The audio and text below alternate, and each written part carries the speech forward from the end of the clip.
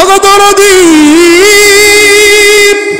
শুধু তা নয়, আমার নবীজি অন্য হাদিসের মধ্যে বলেন, কোন ব্যক্তি যদি মদ্যপান করে তবে তাকে তিনাতুল খাবাল পান করানো হবে, জাহান্নামের মধ্যে তিনাতুল খাবাল। সাহাবায়ে কেরাম বলেন, ইয়া রাসূলুল্লাহ মা তিনাতুল খাবাল, তিনাতুল খাবাল বলতে কি বুঝাচ্ছেন? আমার আপনার নবীজি বলেন, হিয়া উসাতু আহলিন নার, জাহান্নামীদের পুজ, জাহান্নামীদের থেকে নির্গত রক্ত আর পুজকে বলা হয় তিনাতুল খাবাল। এই দুর্গন্ধের পুজ তাকে দেওয়া হবে না, পান কর। এই মদখোর, এই সিদ্দিখোর, গাঁজাখোর, এটা মূর্খ মানুষ খাইলে কয় গাঞ্জা, আর একটু শিক্ষিত মানুষ খাইলে কয় গঞ্জিকা, আর কেউ কেউ কয় সিদ্ধি। জোরে কোন ঠিক না বেঠিক? কেউ কয় সিদ্ধি, কেউ কয় গাঞ্জা, কেউ কয় এই গঞ্জিকা, কেউ কয় সিদ্ধি। নাউজুবিল্লাহ, যেটাই বলুক না কেন, জাহান্নামীদের পুরুষ তাকে পান করানো হবে। শুধু তা নয়, আল্লাহ রাসূল অন্য হাদিসে বলেন, জান্নাতের কোনো নিয়ামতের ঘ্রাণও সে পাবে না। নাউজুবিল্লাহ বলেন না? এই হলো আখিরাতের শাস্তি। ও কুতুরদিরা, এবার আসেন, এই মদ, এটার মাধ্যমে আপনার অনেক ক্ষতি হয়, সম্পদের আর্থিক ক্ষতি হয় কি হয় না? কথা বলেন, হয় কি হয় না? হয়। আল্লাহ কোরআনে বলছেন, ইন্নাল মুবাযযিরিনা কানু ইখওয়ানাশ শায়াতিন।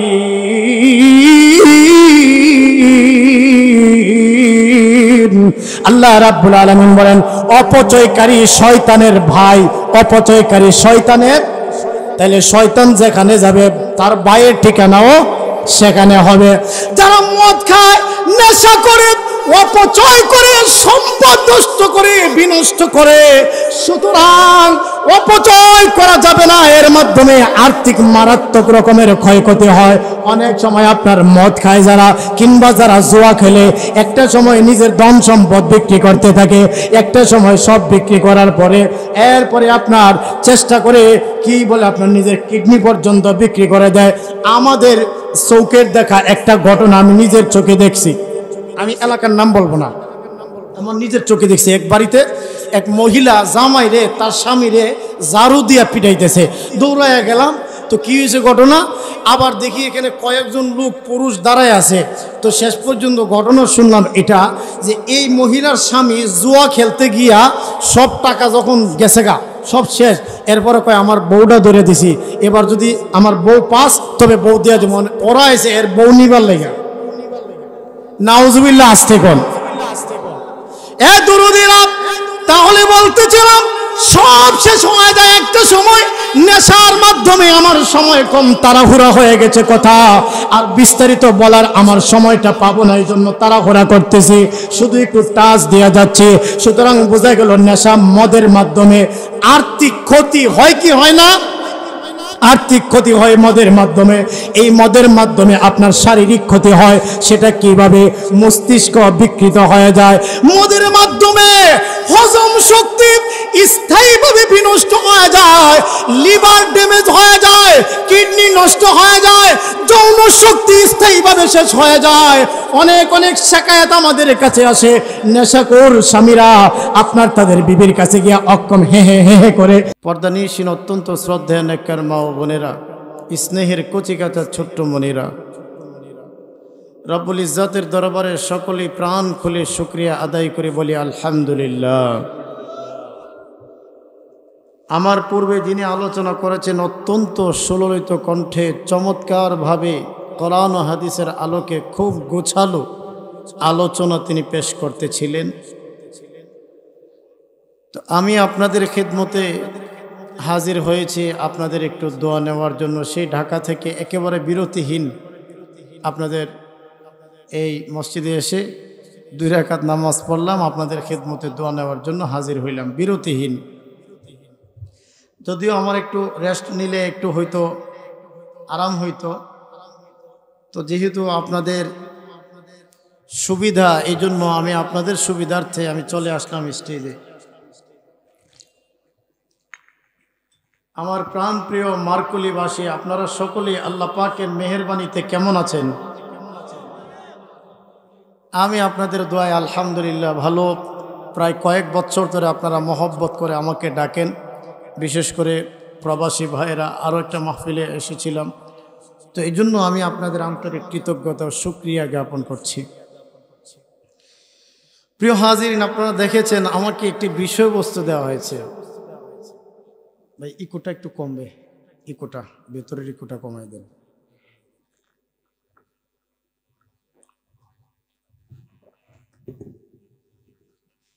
আমাকে বিষয়বস্তু দেওয়া হয়েছে মদ ও জুয়া, অর্থাৎ এই মদ জুয়া, এটা এই ব্যাপারে ইসলাম কি বলে, ইসলামের নিষেধাজ্ঞা কি, এবং এই ব্যাপারে দুনিয়াবী শাস্তি কি, আখিরাতের শাস্তি কি, এবং এর থেকে উত্তরণের পথ কি, এই বিষয়টি আমাকে দেওয়া হয়েছে।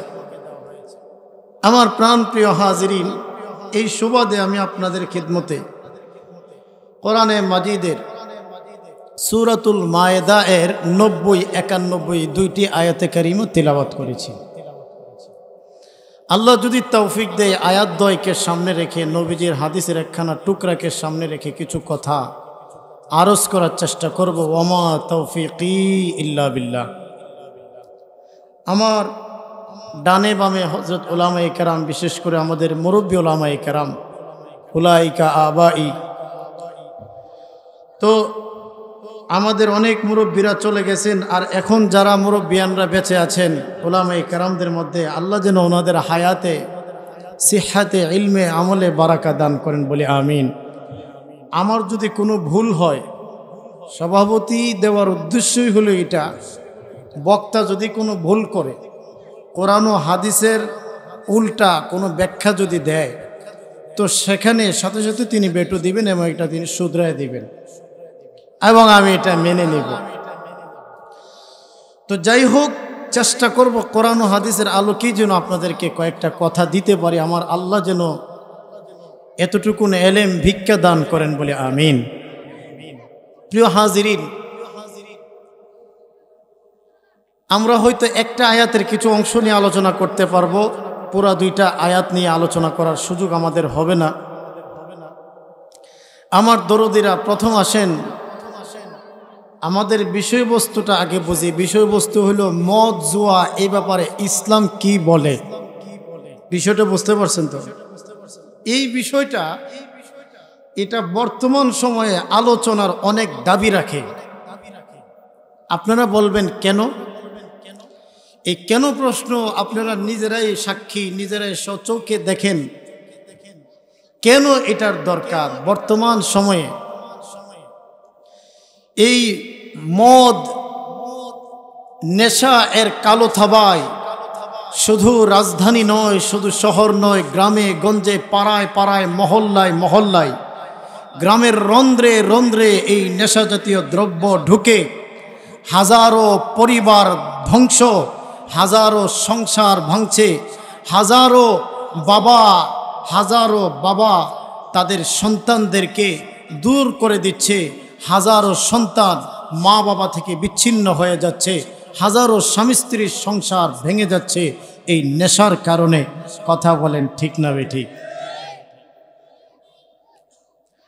শুধু শহর ঢাকা নয়, গ্রামে গঞ্জে পর্যন্ত এখন ঢুকে গেছে, প্রত্যন্ত অঞ্চলে ঢুকে গেছে। আর এটা ঢুকার অনেক মাধ্যম আছে। এর মধ্যে আপনার যেই আলু ক্ষেত দিছেন, যে আলু ক্ষেতের মধ্যে বেড়া দিছেন রক্ষা করার জন্য, আলু ক্ষেতে বেড়া দিছেন রক্ষা করার জন্য, এখন বেড়া দেখা যায় ক্ষেত খায়, আলু ক্ষেত আর রক্ষা থাকবে? আরো জোরে বলেন। যেই বেড়া দিছেন আপনি আলু ক্ষেত নিরাপদের জন্য, এই বেড়াও এখন দেখা যায় ক্ষেত খায়। তো এইটা হইলো একটা কারণ। এটা একটা এত সহজলভ্যভাবে এগুলো রন্ধ্রে রন্ধ্রে, এলাকায় এলাকায় পৌঁছাতো না। বেড়া যদি ক্ষেত না খাইতো, সরিষারে যদি ভূতে না ধরতো, জোরে কোন ঠিক না বেঠি? সরিষারে ভূতে ধরছে, এটা বোঝেন না আপনারা? না আরো ভাঙ্গা বোঝানি লাগবে আপনাদেরকে। এই যাত্রাবাড়ি ট্রাফিক সিগন্যাল, যে আইসা দাঁড়ায় লাড়িটা উঁচা করে কয় সামনে বাড়া, যেই মতো 10টা টাকা 20টা টাকা বের করে দেয়, কয় বামে সাইড করে রাখ। কথা বুঝেন নাই আপনারা? এখন কি বলে বামে সাইড করে রাখ। তাইলে সরিষারে যে বুতে ধরছে এটাকে আরো ভাঙ্গা আপনাদেরকে বোঝানো লাগবে। আমার প্রাণ প্রিয় হাজরিন, এই জন্য সর্বত্র ছড়ায় গেছে নেশা জাতীয় দ্রব্য আর জুয়া। অনেক গ্রামের অনেক অনেক অনেক গাছতলায়, আমতলায়, বাঁশতলায় অর্তন, রুইতন, টাক্কা, ইস্কা, ডাব্বা, কডি, ছক্কা ইত্যাদির নামে, তীর নিক্ষেপের নামে ইত্যাদির মাধ্যমে আপনার লটারি এবং জুয়া এইগুলো আপনার বিভিন্ন গ্রামে গ্রামে পৌঁছায় গেছে। এমনকি আপনার রিক্সার মধ্যে পর্যন্ত লটারির অ্যাডভার্টাইজ করে ধরেন ধরেন ধরেন, ধরলে লাগে দেব, লেগে গেছে পায়ে লাগবেন একেবারে 1 লক্ষ টাকার হুন্ডার পুরস্কার আছে না নাই? মানে লটারি এটাও চলছে, জুয়া তো আপনার এইভাবে চলছে। সুতরাং এই বিষয়টা নিয়ে এখন আলোচনা করার অতীব দরকার ও প্রয়োজন। এমনকি আপনার পরিসংখ্যানে দেখা গেছে প্রতি বছর শত শত সংসার ভাঙে নেশার কারণে। প্রতি বছর আপনার হাজারো মা বাবা এই সন্তানকে হারায়, মানে অকালে মৃত্যু হয়ে যায়, নেশা করার কারণে দুনিয়া থেকে বিদায় হয়ে যায়, শুধু এই নেশা করার কারণে। সুতরাং এই বিষয়টি আলোচনা করা অত্যন্ত এটা সময় উপযোগী কথা বলেন, ঠিক কিনা আমার দরদিরা? এবার আসেন, এই যে মদ বা নেশা, এই মদ শব্দের অর্থ কি?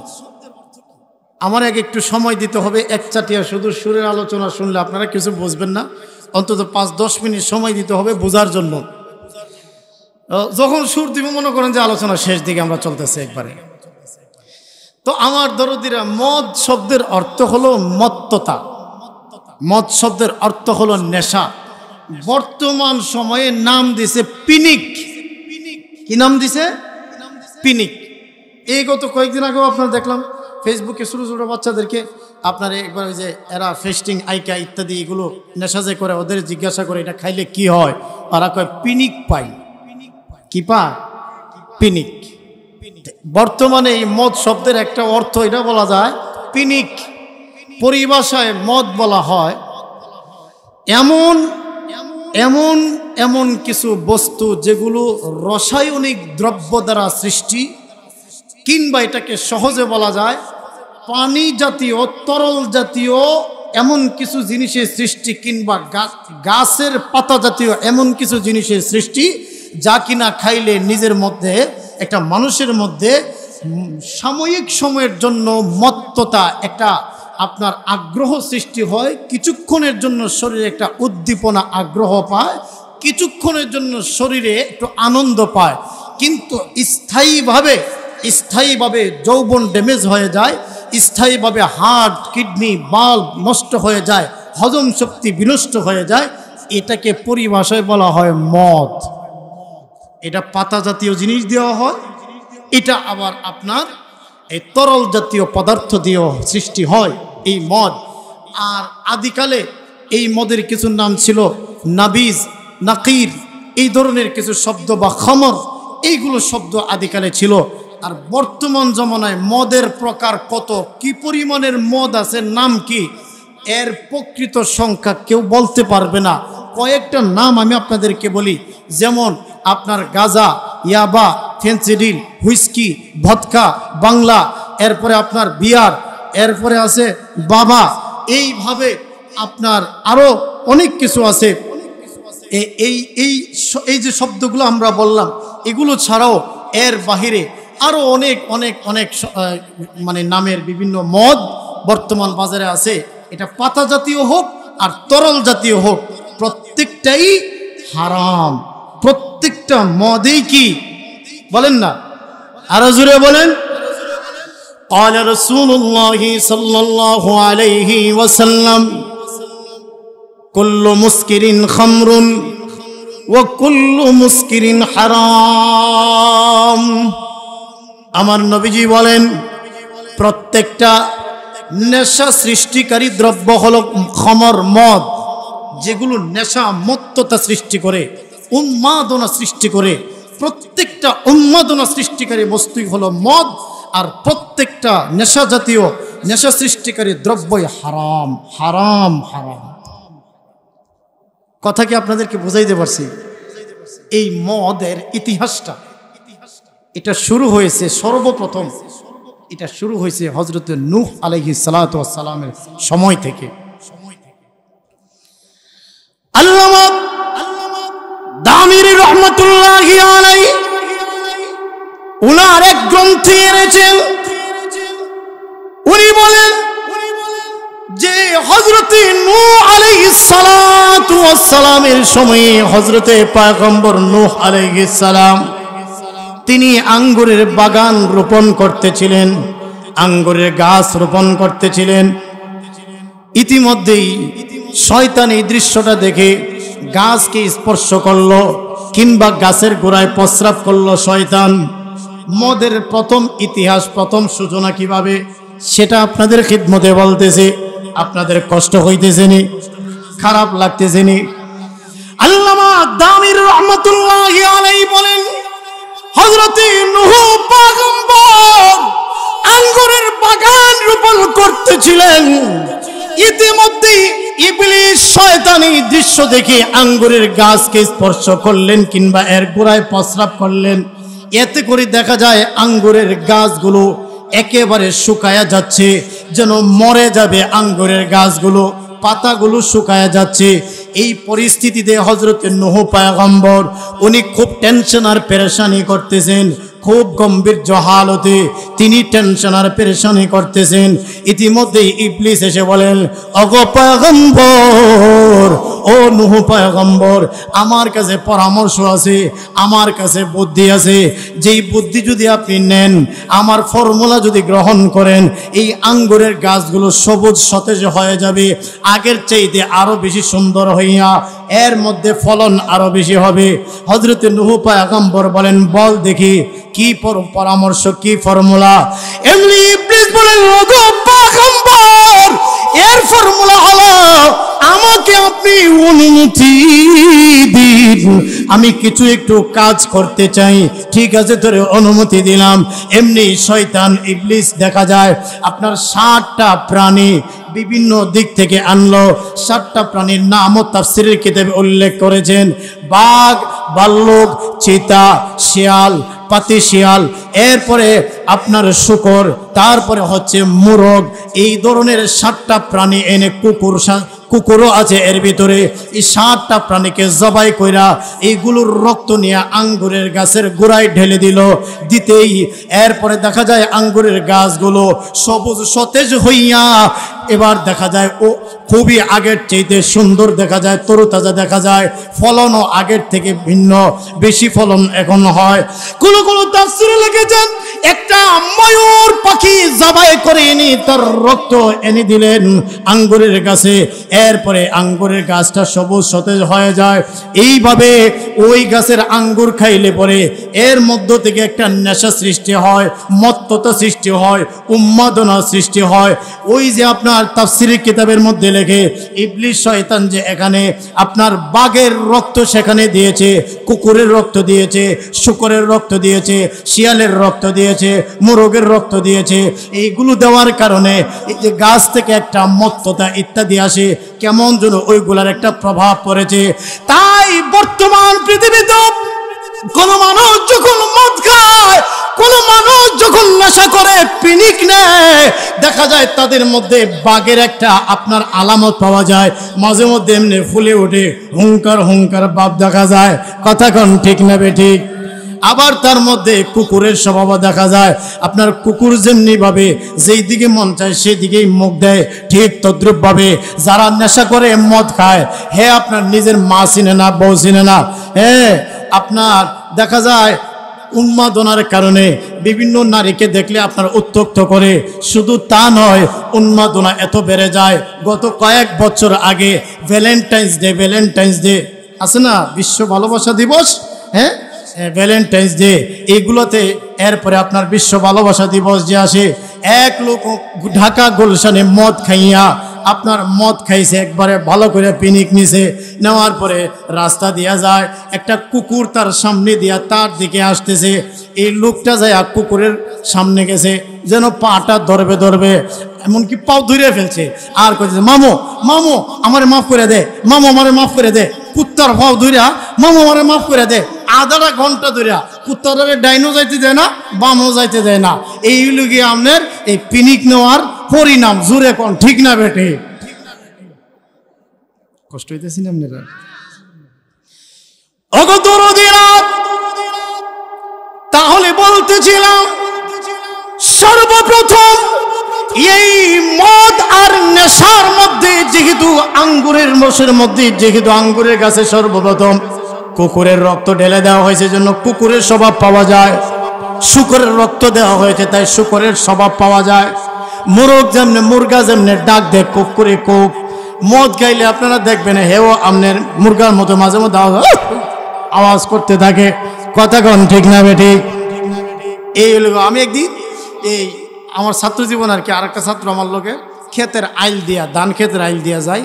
হঠাৎ দেখি সামনে, আমরা বাচ্চা মানুষ তো, হ্যাঁ আমগো সামনে আইসে একবার ডাইনে যায় একবার বামে যায়, আর কইতেছে তো করে এই মাইরা ফালামো।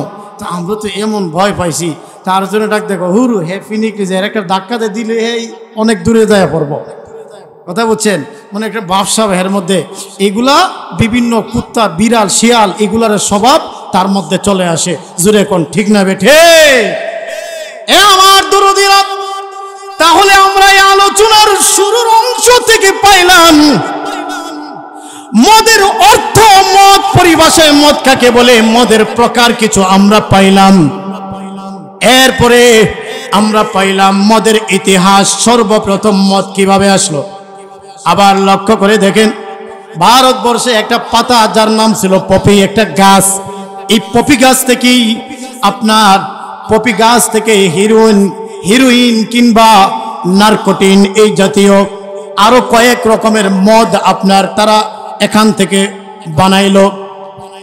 পপি একটা গাছ ছিল, এটা থেকে তারা আনলো, এরপরে গাজার গাছ থেকে গাজা বানাইলো।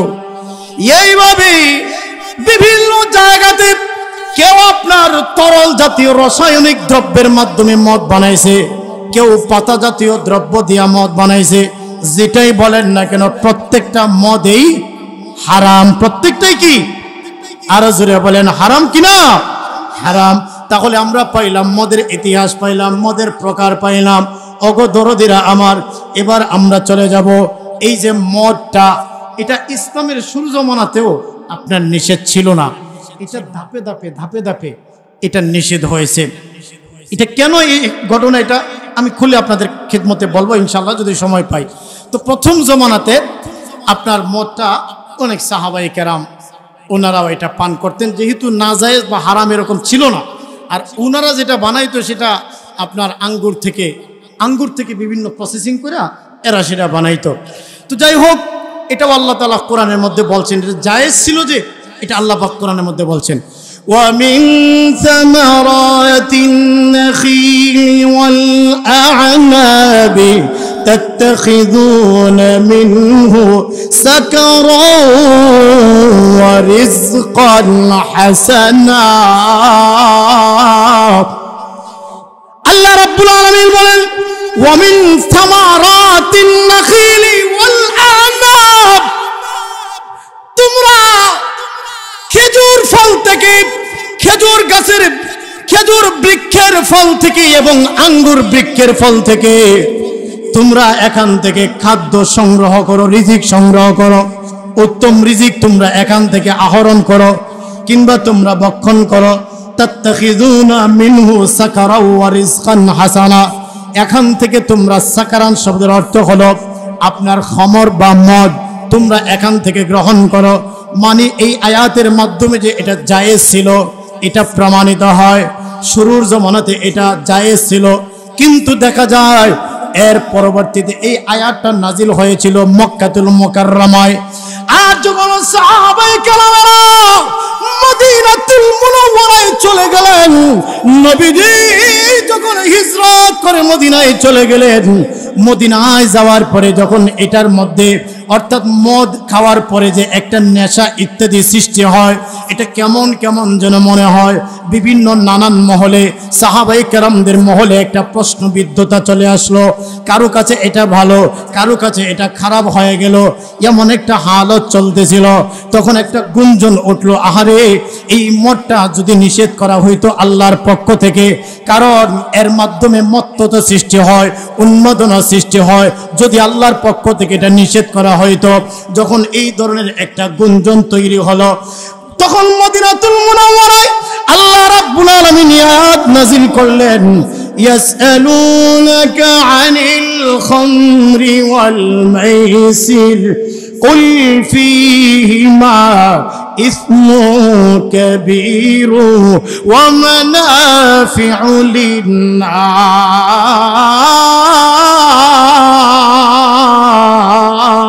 লিন-নাস।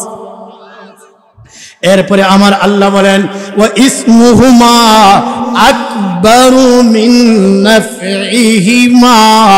আল্লাহ রাব্বুল আলামিন বলেন, ইয়াসআলুনাকা আনিল খামরি ওয়াল মাইসিরি কুল ফীহিমা ইসমুন কাবীর। আল্লাহ রাব্বুল আলামিন বলেন, ওগো নবীজি, মদ নিয়া তারা বিভিন্ন গুঞ্জন আপনার কাছে করে, আপনার কাছে নানান প্রশ্ন করে, মদ নিয়া ইত্যাদি ইত্যাদি প্রশ্ন করে। তাই ও নবী, ইয়াসআলুনাকা আনিল খামরি ওয়াল মাইসিরি, মদ এবং জুয়া, মদ জুয়া এগুলা নিয়ে আপনার কাছে যারা প্রশ্ন করে, তাই আপনি তাদেরকে বলে দিন, কুল, আপনি বলে দিন, ফীহিমা ইসমুন কাবীর, এর মধ্যে রয়েছে বড় গুনাহ। মদ এবং জুয়া এটা হলো বড় পাপের কাজ, বড় গুনাহের কাজ। মদ আর জুয়া বড় কিসের কাজ বলেন না? দ্বিতীয় ধাপে আয়াত নাজিল হইল। এরপরে আল্লাহ বলেন, ওয়া মানাফিউ লিন-নাস, তবে এর ভিতরে যদিও মানুষের কিছু ফায়দা উপকার রয়েছে, সাময়িক সময়ের জন্য, কিছুক্ষণের জন্য শরীরের মধ্যে একটা আগ্রহ, আনন্দ, উদ্দীপনা পায়, কিন্তু উপকারের চাইতে আল্লাহ বলেন আকবারু মিন নাফইহিমা, যে উপকারের চাইতে ক্ষতির অংশটাই বেশি, উপকারের চাইতে ক্ষতির অংশটা বেশি। এই হলো দ্বিতীয় ধাপে এই আয়াত নাজিল হইল। এরপরে দেখা যায় সাহাবী হযরত আব্দুর রহমান ইবনে আউফ রাদিয়াল্লাহু তাআলা আনহুর বাড়িতে সাহাবায়ে কেরামদেরকে মেহমানদারির দাওয়াত দিলেন, খাবারের অনুষ্ঠান করলেন। খাবারের শেষে সাহাবায়ে কেরামদের সামনে এনে আপনার মদ দেওয়া হলো। ওই যে আগের আয়াত যখন নাজিল হইল, দ্বিতীয় আয়াত, তখন অনেক সাহাবীরা এটা ছেড়ে দিলেন যে আল্লাহ বলছেন উপকারের চাইতে ক্ষতি বেশি এবং এটা গুনার কাজ, ছেড়ে দিলেন অনেকেই। অল্প সংখ্যক সাহাবী রইলেন। আব্দুর রহমান ইবনে আউফ রাদিয়াল্লাহু আনহু উনার বাড়িতে খাবারের ইন্তজাম করলেন, আর ইন্তজাম করার পরে খাবার শেষ, কিছু মদ পরিবেশন করলেন, অনেকে খাইলেন। খাবারের পরে একজন সাহাবী নামাজে গিয়ে দাঁড়াইলেন। কোথায়? সবাই বলেন, নামাজের ভিতরে যায় দাঁড়াইলেন। একজন সাহাবী নামাজের ভিতরে দাঁড়ালেন, নামাজের ভিতরে তিনি তিলাওয়াত করতে আছেন, তিনি তিলাওয়াত করতেছেন। তিলাওয়াতের মধ্যে আপনার সূরাতুল কাফিরুন তিলাওয়াত করতেছিলেন। সূরা কাফিরুনের মধ্যে আছে কুল ইয়া আইয়ুহাল কাফিরুন। আল্লাহ বলেন, হে রাসূল আপনি বলেন, হে কাফের সকল, তোমরা শোনো, লা আ'বুদু মা তা'বুদুন, তোমরা যার ইবাদত করো আমি তার ইবাদত করি না। তোমরা যে মূর্তির পূজা, তোমরা যে বুতের পূজা করো, লাত মানাত উজ্জার পূজা তোমরা যে করো, আমি সেই তার পূজা করি না। কিন্তু সাহাবী সেখানে লা আ'বুদুর জায়গায় আ'বুদু মা তা'বুদুন পড়লেন, মানে তোমরা যেই মূর্তির ইবাদত করো আমিও তার ইবাদত করি। নাউজুবিল্লাহ বলবেন না? আসলে কিন্তু সুস্থ জ্ঞানে তিনি পড়ে নাই, এটা তিনি অসুস্থ, মানে ওই যে আপনার এটা নেশা, এটা খাওয়ার পরে মাথা আওলায় গেছে। লা আ'বুদুর পরিবর্তে আ'বুদু মা তা'বুদুন তিনি পড়ছেন। এই ঘটনা হযরত ওমর রাদিয়াল্লাহু আনহু এবং হযরত আবু যর রাদিয়াল্লাহু আনহু আর আনসারী সাহাবায়ে কেরামদের একটা জামাত, তারা মিলে নবীজির কাছে গিয়া বললেন, ওগো নবীজি, ওগো আল্লাহর নবী, আপনার অমুক সাহাবী এরকম ভাবে নেশা জাতীয় দ্রব্য পান কইরা নামাজের ভিতরে সে লা আবুদুর জায়গায় আবুদু মা তাবুদুন পড়েছে ওগো নবীজি। সুতরাং হযরত ওমর এবং মুআজ ইবনে জাবাল রাদিয়াল্লাহু আনহু ওনারা দুইজনে একবারে নবীজির কাছে গিয়া এই কথা বললেন, ওগো নবীজি, আল্লাহ রাব্বুল আলামিন যদি আমাদের জন্য কোন একটা সিদ্ধান্ত চূড়ান্তভাবে দিয়ে দিতেন যে মদ এটাকে গুনার কাজ নাকি একেবারে ছেড়ে দিতে হবে, এটা যদি আল্লাহ রাব্বুল আলামিন চূড়ান্তভাবে আমাদেরকে ফয়সালা দিতেন, এই দরখাস্ত যখন করলেন, আল্লাহু আকবার, হযরত ওমর রাদিয়াল্লাহু আনহু এমন ছিলেন, ওনার মেজাজে প্রায় 21টা জায়গায় কোরআনে কারিমে আল্লাহ আয়াত নাজিল করেছেন ওনার মতামতের উপরে। সুবহানাল্লাহ, আসতে বলেন আল্লাহু আকবার। হযরত ওমর রাদিয়াল্লাহু আনহুর মেজাজের উপরে আপনার আল্লাহ রাব্বুল আলামিন কোরআনের আয়াত প্রায় 21টা জায়গায় নাজিল করেছেন। যখন হযরত মুআজ ইবনে জাবাল রাদিয়াল্লাহু আনহু আর হযরত ওমর রাদিয়াল্লাহু আনহু আনসারী সাহাবায়ে কেরামদের একটা জামাত নবীজির কাছে এই দরখাস্ত করলেন, আমার আপনার নবীজি আল্লাহ রাব্বুল আলামিনের কাছে তখন দোয়া করলেন, আল্লাহুম্মা বাইয়িন লানা ফিল খামরি বায়ানান শাফিয়া। নবীজি তখন আল্লাহর কাছে দোয়া করলেন, আল্লাহুম্মা বাইয়িন লানা ফিল খামরি বায়ানান শাফিয়া। আয় আল্লাহ, বাইয়িন লানা ফিল খামরি, মদের ব্যাপারে, নেশা জাতীয় দ্রব্যের ব্যাপারে আয় আল্লাহ আমাদেরকে একটা চূড়ান্ত ফয়সালা দেন, বায়ানান শাফিয়া। সুবহানাল্লাহ, জোরে বলেন না। রব্বুল আলামিন, আয় আল্লাহ আপনি আমাদেরকে একটা চূড়ান্ত ফয়সালা দেন। চূড়ান্ত ফয়সালা আল্লাহর কাছ থেকে নবীজি যখন চাইলেন তখনই আল্লাহ রাব্বুল আলামিন এই আয়াতটা চতুর্থ ধাপের আয়াত নাজিল করলেন। আর যখন সাহাবী মদ পান করে নামাজে দাঁড়ায়ছিল তখন তৃতীয় ধাপের আয়াত নাজিল হয়েছিল, সেটা ছিল আল্লাহ রাব্বুল আলামিন বলেন, ইয়া আইয়ুহাল্লাযীনা আমানু ওয়ালা তাকরাবুস সালাতা ওয়া আনতুম সুকারা, যে তোমরা নেশা অবস্থায় নামাজের কাছেও যেও না। তো এটা ছিল তৃতীয় ধাপের আয়াত। আর এই ঘটনার পরে হযরত ওমর মুআজ ইবনে জাবাল নবীজির কাছে আয়েশা যখন বললেন, চতুর্থ ধাপে চূড়ান্ত পর্যায়ের আয়াত আল্লাহ পাক নাজিল করলেন, যেটা আজকে আমরা তিলাওয়াত করেছি, সূরাতুল মায়েদা এর 90 আয়াত। এই 90 এবং 91 এই আয়াতগুলো আল্লাহ সুবহানাহু ওয়া তাআলা নাজিল করলেন। আমার সময়টা বলেন, মানে কতটুকু আলোচনা চালাবো? তো চতুর্থ ধাপের মতো চূড়ান্ত পর্যায়ের আয়াত নাজিল করে দিলেন আল্লাহ রাব্বুল আলামিন। তখন সূরাতুল মায়েদার আয়াত নাজিল করলেন। আল্লাহ রাব্বুল আলামিন তখন জানায় দিলেন, আল্লাহ বলেন, ইয়া আইয়ুহাল্লাযীনা আমানু ইন্নামাল খামরু ওয়াল মাইসিরু ওয়াল আনসাব।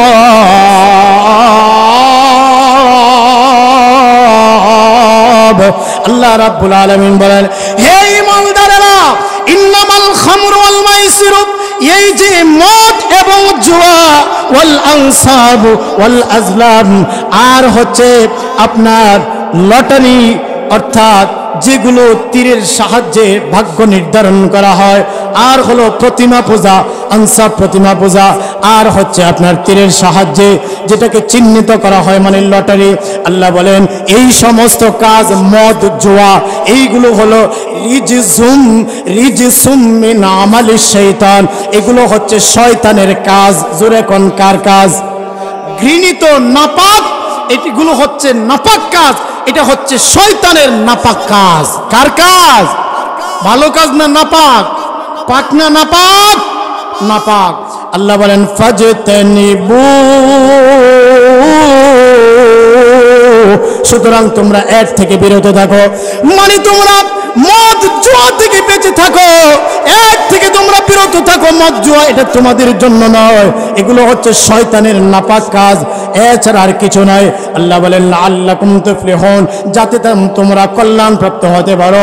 এরপরে আল্লাহ বলেন, তরজমা করে দিচ্ছি, ইন্নামা ইউরিদুশ শাইতানু আন ইউকিআ বাইনাকুমুল আদাওয়াতা ওয়াল বাগদা ফিল খামরি ওয়াল মাইসির। এই খমর এবং মাইসির, এই মদ এবং জুয়া, এর মাধ্যমে শয়তান তোমাদের পরস্পরে তোমাদের মধ্যে শত্রুতা বৃদ্ধি করতে চায়, আদাওয়াতে দুশমনী বাড়ায় দিতে চায়। এই শয়তান এর মাধ্যমে তোমাদেরকে আল্লাহর স্মরণ, আল্লাহর জিকির এবং নামাজ থেকে বিরত রাখতে চায়। সুতরাং এরপরও কি তোমরা বিরত হবে না? ফাহাল আনতুম মুনতাহুন, এরপরও কি তোমরা এর থেকে বিরত থাকবে না? আল্লাহু আকবার কাবীরা। এই গেল তরজমা। আল্লাহ বলেন এটা শয়তানের নাপাক কাজ, নাপাক জিনিস। সুতরাং মদ জুয়া এটা মানুষের কাজ না, শয়তানের কাজ। কার সৃষ্ট? শয়তানের। জোরে বলেন কার? শয়তানের। আমার দরদিরা, অগক কলিজার টুকরা, আমার কুলিবাসী আমার, এই যে আমরা এখান থেকে পাইলাম যে মদ জুয়া এগুলো যে হারাম, শুধু তা নয়, শুধু তা নয়, আল্লাহ রাসূল সাল্লাল্লাহু আলাইহি ওয়াসাল্লাম এক হাদিসের অংশের মধ্যে বলেন, লা ইয়াজতামিআনি ইন্নাশ শারাব আশ-শারাবু লা ইয়াজতামিআন আশ-শারাবু ওয়াল ঈমানু লা ইয়াজতামিআন। ঈমান এবং মদ এই দুইটা জিনিস একত্রিত হতে পারে না। মানে যার মধ্যে মদ জুয়া পাওয়া যাবে তার ভিতরে ঈমান নাই। আরো জোরে বলেন, ঈমান নাই। মদ এবং ঈমান দুইটা একরকম হতে, একত্রিত হতে পারে না, তো বেঈমান হয়ে যায়। এ আমার দরদিরা, শুধু তা নয়, এই মদের মাধ্যমে দুনিয়াবি অনেকগুলো শাস্তি রয়েছে। এর মধ্য থেকে আমি ছোট্ট করে আপনাদেরকে বলে দিচ্ছি। আন জাবির ইবনে আব্দুল্লাহ রাদিয়াল্লাহু তাআলা আনহু قال قال رسول الله صلى الله عليه وسلم من شرب الخمر فاجلدوه فإن عاد فاجلدوه فإن عاد فاجلدوه فإن عاد الرابعة فاقتلوه। আমার নবীজি বলেন, যদি কোনো ব্যক্তি শরাব পান করে, মদ পান করে, মদ খায়, হোক এটা পানি জাতীয়, হোক এটা পাতা জাতীয়, যেই কোনো রকমের নেশা জাতীয় দ্রব্য, যদি ফাইন শারিবা, যদি পান করে, মদ যদি পান করে, আল্লাহর রাসূল বলেন তাকে আঘাত করো, বেতের আঘাত করো, বাড়ি লাগাও, হদ তার উপরে হদ। শরীয়তের দৃষ্টিকোণ থেকে 80টা বেতের আঘাত তাকে করা হবে। আর আমার নবীজি বলেন, যদি এই লোকটা বারবার বারবার চতুর্থ বারও যদি আবার সে মদ পান করে, কত নম্বর বার বলেন না, চতুর্থবারও যদি পান করে, আল্লাহর রাসূল বলেন ফাইন আদার রাবিআতা ফাকতুলু, তবে তাকে হত্যা করা হোক।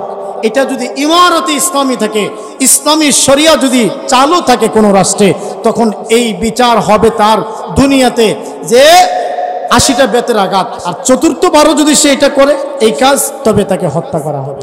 কার কথা? আরো জোরে বলেন। তাহলে এটা সাধারণ অপরাধ না, মারাত্মক অপরাধ? আরো জোরে বলেন না।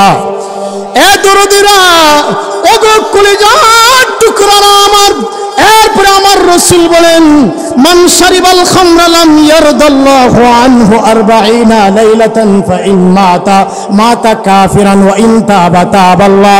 যদি কোনো ব্যক্তি মদ্যপান করে, তবে তার উপরে আল্লাহ কমসে কম 40 দিন অসন্তুষ্ট থাকেন।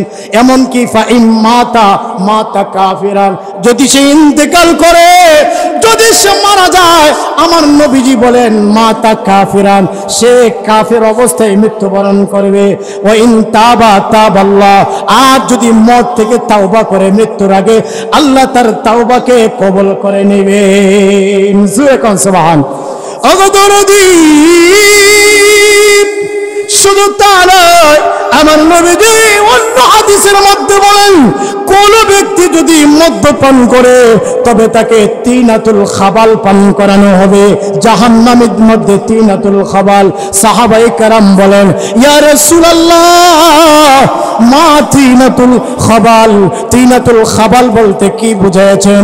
আমার আপনার নবীজি বলেন, হিয়া উসাতু আহলিন নার, জাহান্নামীদের পোজ, জাহান্নাম জাহান্নামীদের থেকে নির্গত রক্ত আর পুঁজকে বলা হয় তিনাতুল খাবাল। এই দুর্গন্ধের পুঁজ তাকে দেওয়া হবে না পান কর। এই মদখোর, এই সিদ্দিখোর, গাঁজাখোর, এটা মূর্খ মানুষ খাইলে কয় গাঞ্জা, আর একটু শিক্ষিত মানুষ খাইলে কয় গঞ্জিকা, আর কেউ কেউ কয় সিদ্ধি। জোরে কোন ঠিক না বেঠিক? কেউ কয় সিদ্ধি, কেউ কয় গাঞ্জা, কেউ কয় গঞ্জিকা, কেউ কয় সিদ্ধি। নাউজুবিল্লাহ, যেটাই বলুক না কেন জাহান্নামীদের পুরুষ তাকে পান করানো হবে। শুধু তা নয়, আল্লাহ রাসূল অন্য হাদিসে বলেন জান্নাতের কোনো নিয়ামতের ঘ্রাণও সে পাবে না। নাউজুবিল্লাহ বলেন না। এই হলো আখিরাতের শাস্তি। ও কুতুরদিরা, এবার আসেন, এই মদ, এটার মাধ্যমে আপনার অনেক ক্ষতি হয়। সম্পদের আর্থিক ক্ষতি হয় কি হয় না? কথা বলেন, হয় কি হয় না? হয়। আল্লাহ কোরআনে বলছেন ইন্নাল মুবাযযিরিনা কানু ইখওয়ানাশ শায়াতিন।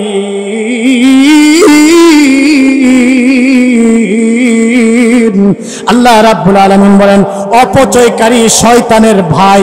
অপচয়কারী শয়তানের, তাহলে শয়তান যেখানে যাবে তার ভাইয়ের ঠিকানাও সেখানে হবে। যারা মদ খায়, নেশা করে, অপচয় করে, সম্পদ নষ্ট করে, বিনষ্ট করে, সুতরাং অপচয় করা যাবে না। এর মাধ্যমে আর্থিক মারাত্মক রকমের ক্ষয়ক্ষতি হয়। অনেক সময় আপনার মদ খায় যারা, কিংবা যারা জুয়া খেলে, একটা সময় নিজের ধন সম্পদ বিক্রি করতে থাকে, একটা সময় সব বিক্রি করার পরে এরপরে আপনার চেষ্টা করে কি বলে আপনার নিজের কিডনি পর্যন্ত বিক্রি করে দেয়। আমাদের চোখের দেখা একটা ঘটনা আমি নিজের চোখে দেখছি। আমি এলাকার নাম বলবো না, আমার নিজের চোখে দেখছি। এক বাড়িতে এক মহিলা জামাই রে তার স্বামী রে ঝাড়ু দিয়া পিটাইতেছে। দৌড়াইয়া গেলাম, তো কি হয়েছে ঘটনা, আবার দেখি এখানে কয়েকজন লোক পুরুষ দাঁড়ায় আছে। তো শেষ পর্যন্ত ঘটনা শুনলাম এটা, যে এই মহিলার স্বামী জুয়া খেলতে গিয়া সব টাকা যখন গেছে গা, সব শেষ, এরপরে কয় আমার বউটা ধরে দিছি, এবার যদি আমার বউ পাস তবে বউ দিয়া দেবো। ওরা এসে এর বউ নিবার লেগা। নাউজুবিল্লাহ, আসতে কোন এ দুরুদিরা। তাহলে বলতেছিলাম সব শেষ হয়ে যায় একটা সময়। নেশার মাধ্যমে আমার সময় কম, তাড়াহুড়া হয়ে গেছে কথা, আর বিস্তারিত বলার আমার সময়টা পাবো না, এই জন্য তাড়াহুড়া করতেছি, শুধু একটু টাচ দেওয়া যাচ্ছে। সুতরাং বোঝা গেল নেশা, মদের মাধ্যমে আর্থিক ক্ষতি হয় কি হয় না? আর্থিক ক্ষতি হয় মদের মাধ্যমে। এই মদের মাধ্যমে আপনার শারীরিক ক্ষতি হয়। সেটা কিভাবে? মস্তিষ্ক বিকৃত হয়ে যায়। মদের মাধ্যমে হজম শক্তি স্থায়ীভাবে বিনষ্ট হয়ে যায়, লিভার ড্যামেজ হয়ে যায়, কিডনি নষ্ট হয়ে যায়, যৌন শক্তি স্থায়ীভাবে শেষ হয়ে যায়। অনেক অনেক শিকায়ত আমাদের কাছে আসে। নেশাখোর স্বামীরা আপনার তাদের বিবির কাছে গিয়া অক্ষম হে হে হে হে করে বিবির কাছে গিয়া, আসলে তো নেশা করে সব বাদ করে ফেলাইছে। জোরে কোন ঠিক না বেঠিক? এই নেশা সংসার ভাঙতেছে। সুতরাং বোঝা গেল নেশার মাধ্যমে শারীরিক ক্ষতি আছে। আপনার যৌন শক্তি একেবারে ড্যামেজ করে দেয়, হজম শক্তি শেষ করে দেয়, স্নায়ু শক্তি শেষ করে দেয়, আপনার মস্তিষ্ক নষ্ট করে দেয়। এর মাধ্যমে আপনার দেখা যায় শরীর আস্তে আস্তে দুর্বল হয়ে আসে, চেহারা বিকৃত হয়ে যায়। এমনকি দেখা যায় কোন কোন মদ্যপায়ী ব্যক্তির চেহারা লাস্ট পর্যায়ে শুকরের মতো, কুকুরের মতো হয়ে যায়, চেহারা বিকৃত হয়ে যায়। অল্প বয়সে শুকায়া কঙ্কাল হয়ে গেছে, চোখগুলো ভিতরে লাল লাল চোখ দেখা যায়। বাচ্চারা দেখলে তারে ভয় পায়। জোরে ঠিক কিনা? তাইলে মদের মাধ্যমে শারীরিক ক্ষতি আছে। জোরে কোন ঠিক কিনা বেঠিক?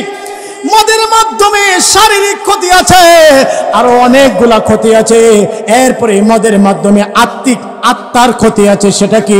আমলের আগ্রহ কমে যাবে, দিল মরে যাবে, অন্তর থেকে আপনার ইমানের যে নূর আছে, ইমানের নূর চলে যাবে। মদের মাধ্যমে তার আচরণটা একেবারে ভিন্ন হয়ে যাবে। তার দিলের ভিতরে কোনো দয়া মায়া থাকবে না, তার অন্তরের ভিতরে দয়া মায়া থাকবে না, দয়া মায়া উঠে যাবে। নেশা করার পরে আর দয়া মায়া তার মধ্যে থাকে না। জুড়ে বলেন ঠিক কি না বেঠিক? তাহলে আত্মার ক্ষতি মদের মাধ্যমে, সম্পদের ক্ষতি, শারীরিক ক্ষতি, আত্মার ক্ষতি। জুড়ে কোন ঠিক কি না বেঠিক? অগদরদির আমার এত সব কিছুর পরে এবার আমরা আসলাম আবার আয়াতে ঘুরে আসেন। তাই আল্লাহ রাব্বুল আলামিন বলেন, ও ঈমানদারেরা, ইন্নামাল খামরু ওয়াল মাইসিরু, মদ এবং জুয়া, এইগুলাকে আল্লাহ রাব্বুল আলামিন বলেন শয়তানের নাপাক বস্তু। এগুলো হলো নাপাক। আর নাপাক কারা খায়? নাপাক খায় কারা? পায়খানা পাক না নাপাক? আরো জোরে কর। ময়লার স্তূপে ময়লা খায়, এটা কে? মানুষ না কুত্তা? আরো জোরে কন। ময়লা খায় কুত্তা, ময়লা খায় শুকরে, পায়খানা খায় কুত্তা। জোরে কোন ঠিক কিনা বেঠিক? সুতরাং এই ময়লা শয়তানের ময়লা, কোন মানুষ এটা বক্ষণ পান করতে পারে না। এটা হলো শয়তানের কাজ। এটা কুকুরে খায়, এটা শুকরে খায়, এটা কুত্তা বিলাই, হাঁস মুরগি এগুলো খায়। কথা কোন ঠিক কিনা বেঠিক? সুতরাং এইগুলো গাছের পাতা যদি বলেন তাহলে বলতে পারেন বকরিয়ে খায়।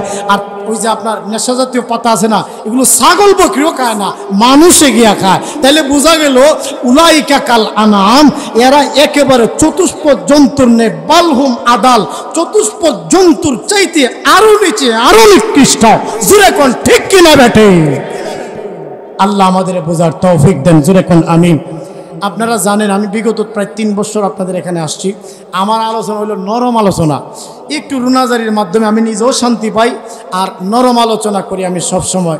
দিছে গরম বিষয়, সুতরাং নরম আলোচনার কোনো সুযোগ আমার নাই।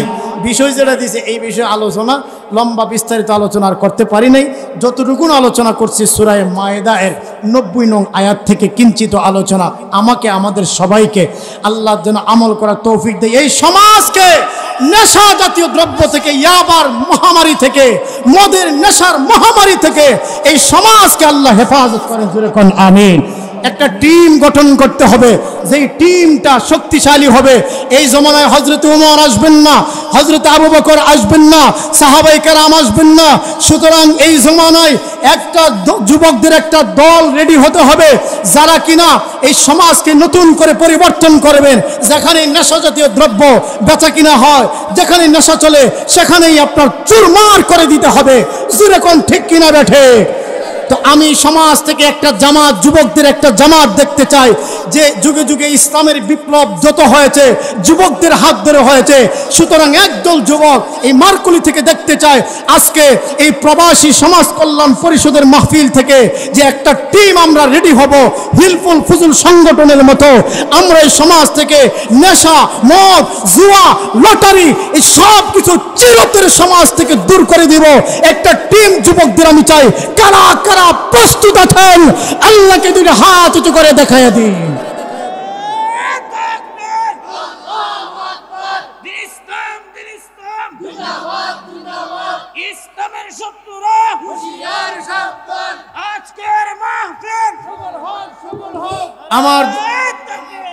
আমার দরদিরা, ট্রান্সজেন্ডার একটা কথা আমি 1 মিনিটে বলে দিচ্ছি। ট্রান্সজেন্ডার এটা কি? আপনার নারী যদি মনে করে যে আমি পুরুষ, এরে নাকি স্বাধীনতা দিতে হবে, এরাই স্বাধীনতা চায়। পুরুষ যদি মনে করে মনে যে আমি নারী, এখন এই স্বাধীনতা নাকি তাকে দিতে হবে। এক কথায় সমকামিতা। ট্রান্সজেন্ডার অপর নাম হচ্ছে সমকামিতা। এই সমকামিতা আমাদের দেশে বাস্তবায়ন করতে চায় এবং এর জন্য অনেকেই তলে তলে কাজ করতেছে এবং এর পিছনে বড় বড় রাঘব বোয়াল আছে। এই নামগুলো অনেকেই বলে না, কারণ বাসুরের নাম নেওয়া নিষেধ। বাসুরের নাম নেওয়া নিষেধ, এই জন্য অনেকের নাম নেয় না। আর না হয় আজকে কয়েকদিন ধরে আলোচনাগুলো চলতেছে। কেন এগুলো চলবে? বাংলার এই 92-95% মুসলিম রাষ্ট্রে কেন সেই সমকামিতার এই শব্দগুলো উচ্চারিত হবে?